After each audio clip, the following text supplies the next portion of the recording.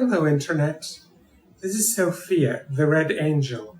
Welcome to part 2 of my two-part review of David Woods' review of the Star Trek Original Series episode, Bread and Circuses. If you haven't yet seen part 1, a link to it can be found in the YouTube video description area for this video. In part 1, David Wood uses this episode to refute the assertion that there are no Christians in Star Trek because it is the future. Never mind that was a claim that people were actually making, and it was taken from a supposed atheist meme that has all the suspicious red flags of not even being an actual atheist meme in the first place, but a straw man fabrication.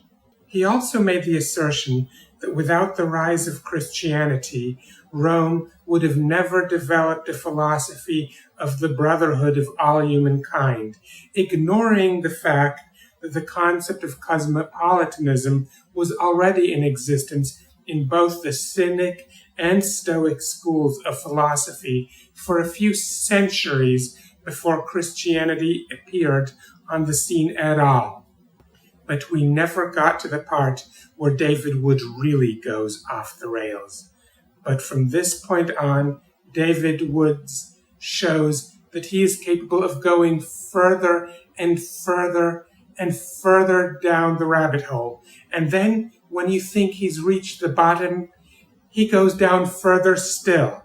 Remember when Uhura winced as one gladiator stabbed another? Where is he, Mom? Yes, I remember that part. And it wasn't just Uhura wincing. Kirk and even Spock, in their own way, showed signs of discomfort with this brutality. Your point is? Why would one human being slaughtering another human being for entertainment bother her? I don't know. Maybe she's a decent human being? Just my guess.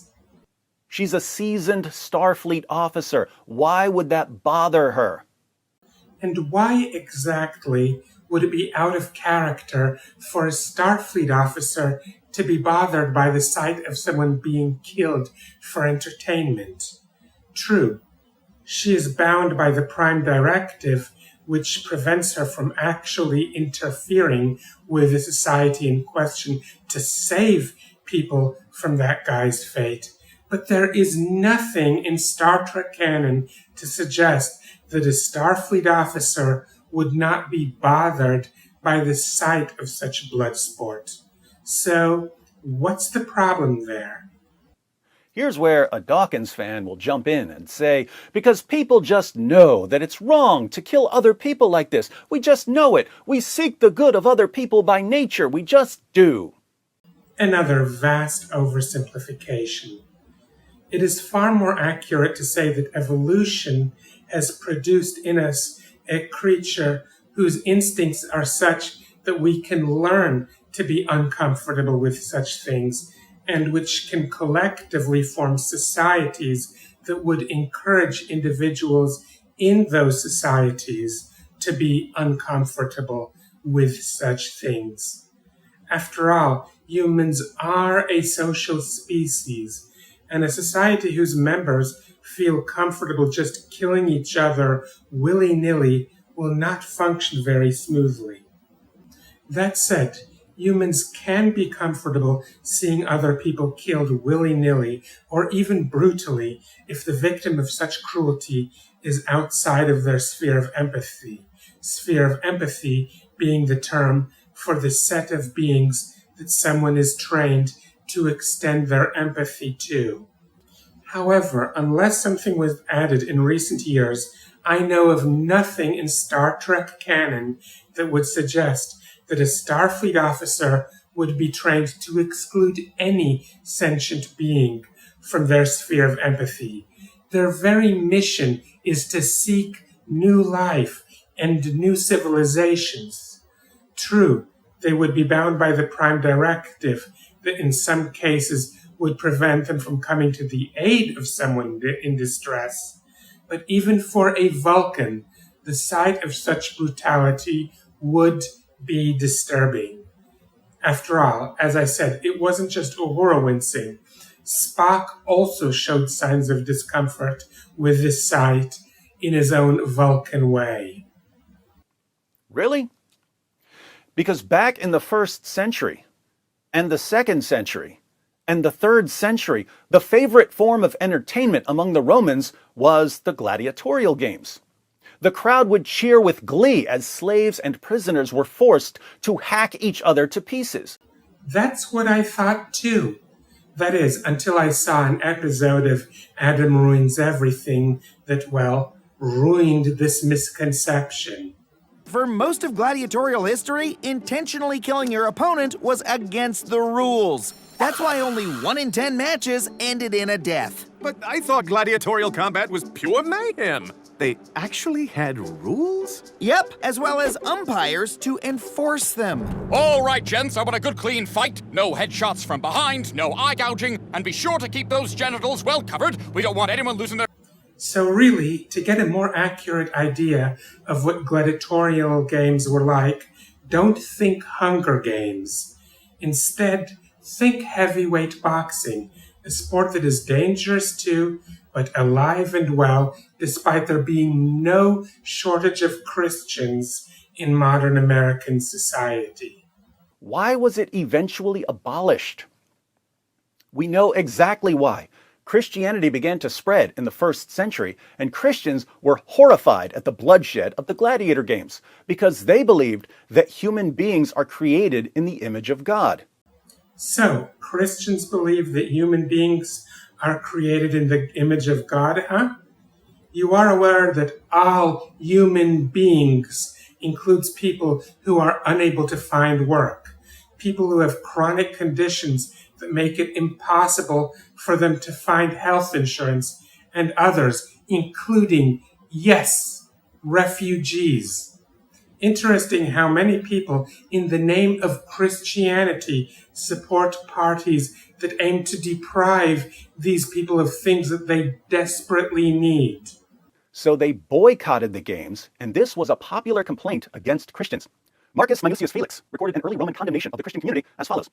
You do not attend our shows. You take no part in the processions. You are not present at our public banquets. You abhor the sacred games. So, they avoided the sacred games because of the distaste for bloodshed, you say? So, what about the shows? What about the processions and the banquets? Fact is, Christians avoided those because they were all associated with various pagan Greco-Roman deities. Good chance that that also may have had something to do with why they weren't too keen on the gladiatorial games either. The Greco-Roman gods were very important to every aspect of Roman society, and the Christians did not believe in them. And remember this, because it will be especially key in just a bit. David Wood does not believe in the Greco-Roman gods. Within a century of Christianity becoming a legal religion, the gladiatorial games were abolished throughout the empire. And they were replaced by other sporting events that were every bit as dangerous, every bit as brutal, just without any affiliation to any deities that didn't happen to be the one that Christians subscribed to. But coming up is the part where David Wood really dives into the crazy sauce. Here's the point. Uhura winces as other people cheer. Actually, as I previously stated, Kirk and Spock also show signs of being disturbed by the spectacle. They aren't cheering either. As a matter of fact, the only cheering there is on that scene is from the pre-recorded cheer track in the 20th century Roman television studio. So really, I'm not sure what you're talking about with this other people cheer talk. Because she has absorbed some ideas about the significance and dignity and worth of all human beings. Good for her, as a fine Starfleet officer should be, and a good upstanding citizen of the United Federation of Planets. So, your point is?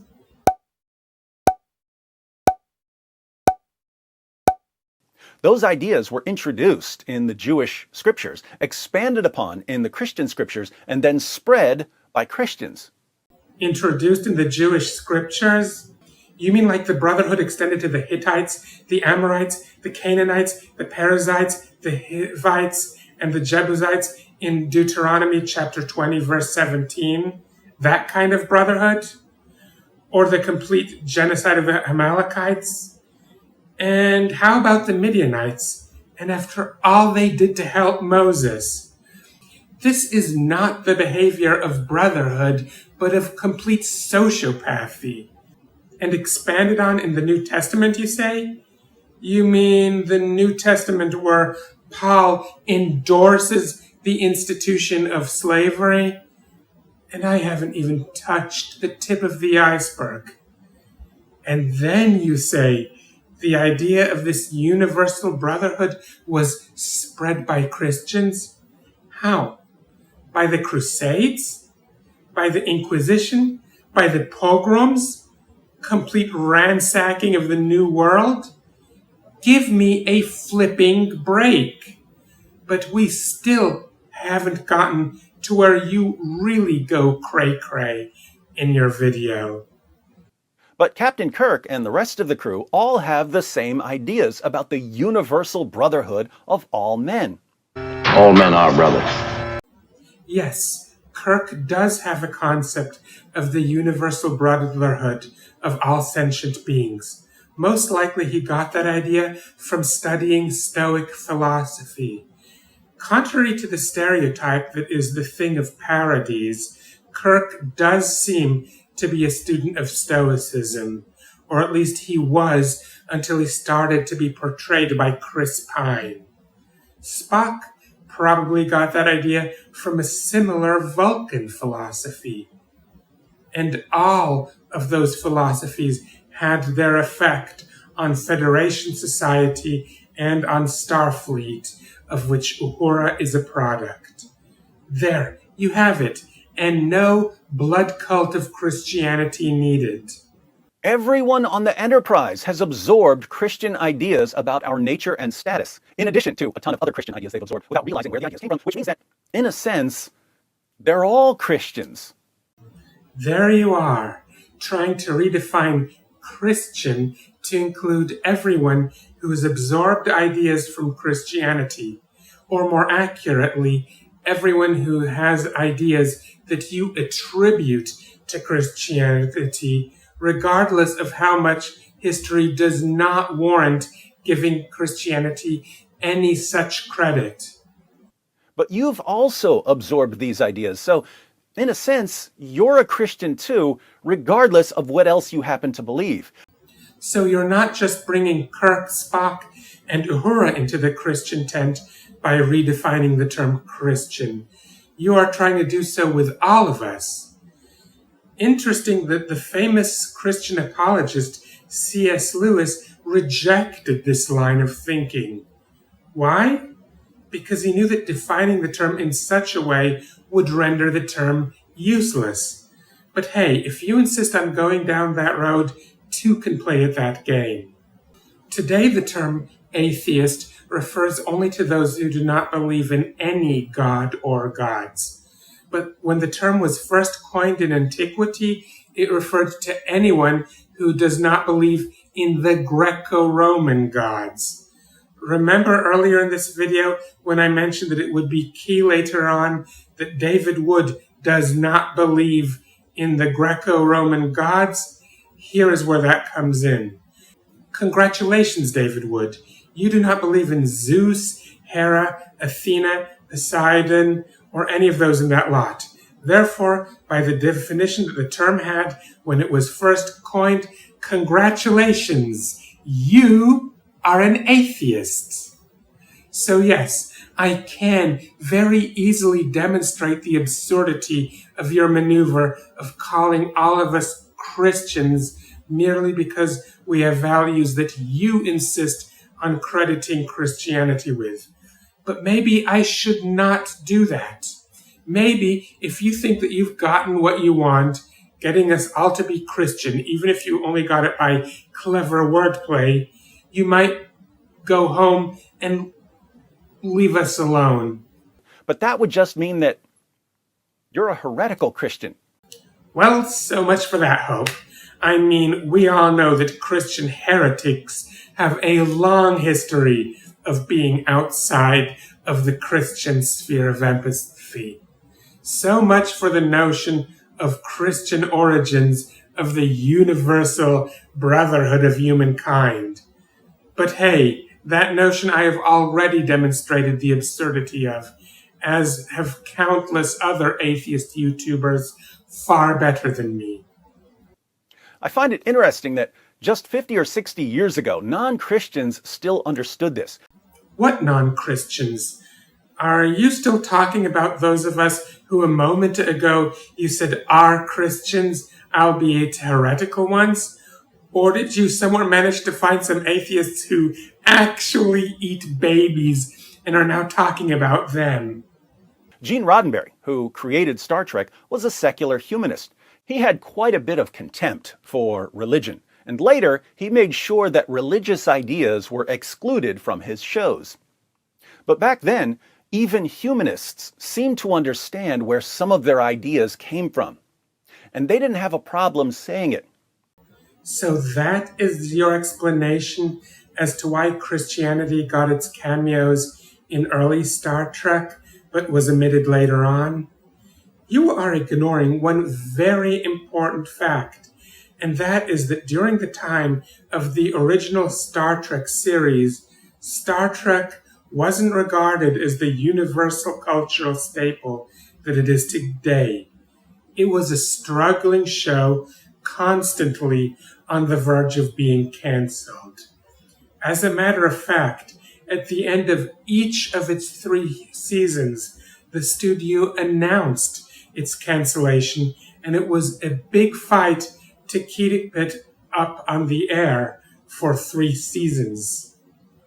What is far more likely is that early on, due to its precarious position, Star Trek had to make concessions to the Christian-dominated television establishment just in order to stay on the air. Later on, and several conventions later, Star Trek had enough leverage that Gene Roddenberry was able to keep off the show anything that he didn't want on it and which he never had truly believed belonged there. Make no mistake, the fact that Christianity is not the basis of human morality is something that secular humanists knew just as well in the 1960s as we do today. Now, in the post-Dawkins era, if you ask an atheist about how our moral views changed over time, he'll tell you that Christianity was all about killing and slaughtering and enslaving until finally, at last, human beings started not taking it too seriously, and then people started loving one another. Total nonsense. Total nonsense? Then how come actual documented history backs up this narrative so well? Throughout the Middle Ages and well through early modernity, atrocities were committed that would make the Ayatollahs of today proud. And these atrocities were not only committed in the name of Christianity, but by the Christian Church. It was only after the Enlightenment that these atrocities began to decline. Not that they ever came to a complete halt.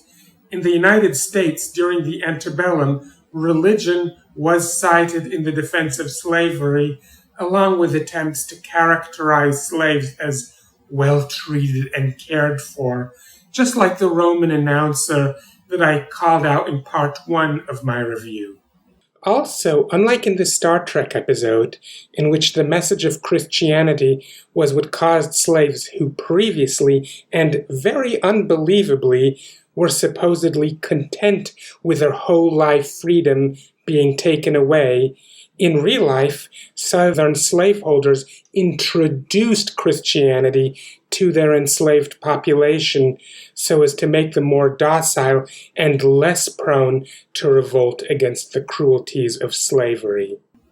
Later on, religion was again used in defense of the Jim Crow laws. Even to this day, right-wingers are, in the name of Christianity, backing parties that would send refugees back to near certain death in their countries of origin because they did not have the necessary chance to, or someone else neglected to, fill all the necessary paperwork, or for whatever other reasons that are all about disregarding this universal brotherhood of all humankind that you attribute to being originated by Christianity. And yes, there are progressive Christians who actually follow an interpretation of their religion that does embody a true regard for the welfare of their fellow human beings. However, these Christians were a fringe minority in the religion at best, until after the Christian monopoly in thought was greatly weakened. More on them in a little bit. The narrative expounded by Dawkins and the like is not total nonsense at all. It is well backed by historical fact. In reality, Christianity inserts certain ideas into a society. What? You mean ideas like homophobia, transphobia, misogyny, and things of that sort? No, I would not say that Christianity inserts those ideas so much as it preserves those ideas. Those ideas are prevalent in modern society in ways that are truly owed to Christianity, but Christianity did not originate them. These ideas were already present in the Bronze Age and Iron Age societies in which the Bible was written, and it was from those societies that the Bible got those ideas. So yes, these harmful ideas are far more prevalent in society as a result of Christianity, but Christianity did not originate them. And then they attack Christianity using the ideas that they got from Christianity.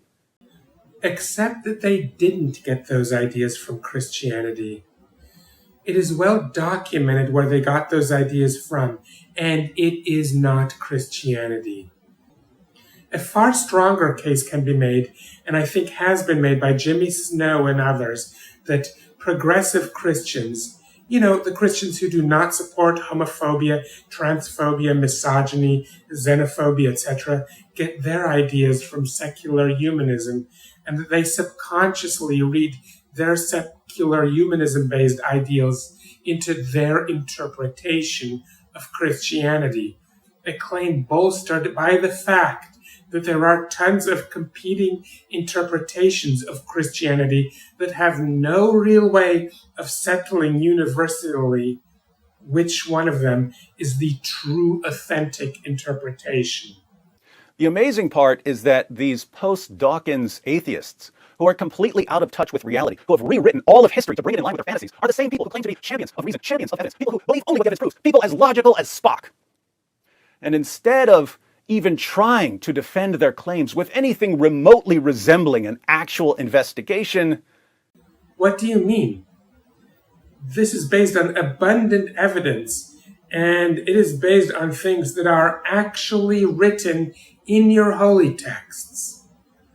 Are you suggesting that Richard Dawkins edited your Bible to include the directives for genocide in Deuteronomy chapter 20, as well as tons of other atrocities in the Bible? Do you really think that Dawkins had the power to edit that in there? Or that Dan Dennett and Christopher Hitchens planted the misogynistic pro-slavery comments in the letters of Paul? You are talking complete crazy sauce. And the ancient philosophical writings showing the roots of cosmopolitan thought that does not come from Christianity is also very much solid and very much there. And it clearly was there before Dawkins, Hitchens, Dennett, or any of those were even born. They spread their claims through stupid memes. And back to the old straw man we are. Only now he isn't just taking a meme that is from a fringe of the atheist community at best and presenting it as being the thing that the atheist community does. He now is making the even more outlandish claim that we do this instead of actually basing our facts in reality. And this, my friends, is complete nuts. Anyway, I hope that you enjoyed this video. If you haven't yet seen part 1 of my response, a link to it can be found in the YouTube video description area of this video. But I hope that you enjoyed this. Please hit the like button, leave a comment below, share this video, subscribe to my channel, and ring the bell. And until next time, see ya!